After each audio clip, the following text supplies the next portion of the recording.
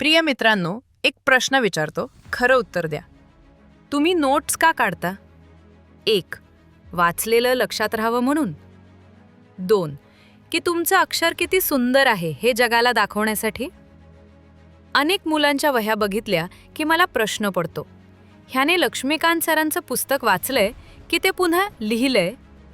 बाळांनो, पुस्तकात जे छापलंय तेच जर तुम्ही वहीत उतरवत असाल तर तुम्ही लेखक बनण्याच्या मार्गावर आहात, अधिकारी नाही.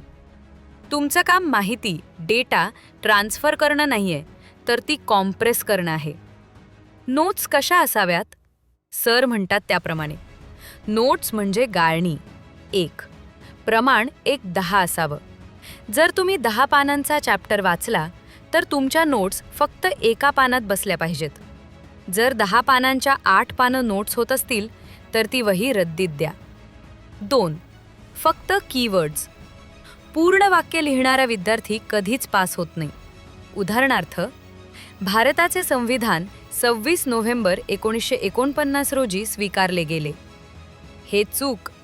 नोट्समध्ये फक्त स्वीकार 26 नोव्हेंबर 49 हे बरोबर. व्याकरण लिहायला आयोगाने मार्क ठेवलेले नाहीत. 3. पुस्तक बंद करा. सर्वात मोठा नियम. पुस्तक उघडे ठेवून नोट्स कधीच काढायच्या नाहीत. वाचा. पुस्तक बंद करा, आठवा आणि मग लिहा. जेव्हा तुम्ही बघून लिहिता तेव्हा मेंदू झोपलेला असतो.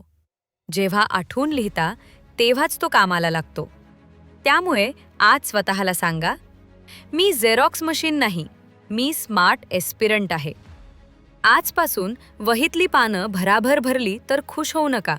उलट काळजी करा की माझं काहीतरी चुकतंय. नोट्स अशा हव्या की परीक्षेच्या दिवशी 500 पानांचं पुस्तक खिशातल्या 50 चिठ्ठ्यांमध्ये मावलं पाहिजे. तुमचाच मेंटॉर